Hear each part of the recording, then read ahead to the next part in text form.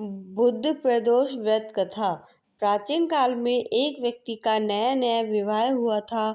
उसकी पत्नी अपने मायके गई हुई थी। तब वह पत्नी को वापस लाने के लिए अपने ससुराल पहुंचा और उसने सास से कहा कि बुधवार के दिन ही पत्नी को लेकर अपने नगर वापस लौटेगा। तब उस व्यक्ति को सभी ने समझाया कि बुधवार को पत्नी को विदा कराकर ले जाना शुभ नहीं होता है, लेकिन वह अपनी जिद पर अड़ा रहा। तब विवश होकर उसके सास ससुर ने अपनी पुत्री को दामाद के साथ भारी मन से विदा कर दिया। कुछ देर बाद उसकी पत्नी को प्यास लगी। तब पति लोटा लेकर पत्नी के लिए पानी लेने चला गया।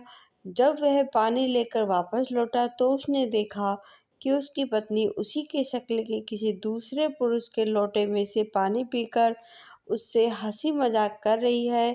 तब क्रोधित होकर उस स्त्री का पति दूसरे आदमी से झगड़ा करने लगा। उनको झगड़ते हुए देखकर वहां भीड़ जमा हो गई और सिपाही भी आ गए। सिपाही ने स्त्री से पूछा कि इन दोनों में से कौन सा व्यक्ति तुम्हारा पति है।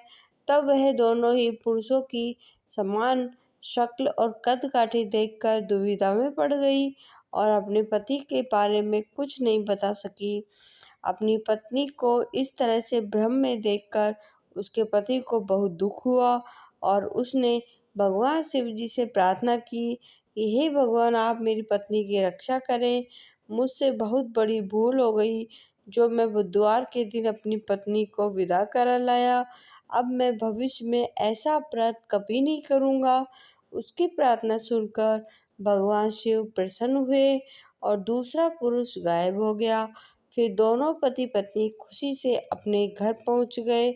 उस दिन के बाद से दोनों पति पत्नी नियम पूर्वक बुधवार प्रदोष व्रत रखने लगे और भगवान शिव की कृपा से सुखमय जीवन बिताने लगे। जय भोलेनाथ, जय भोलेनाथ।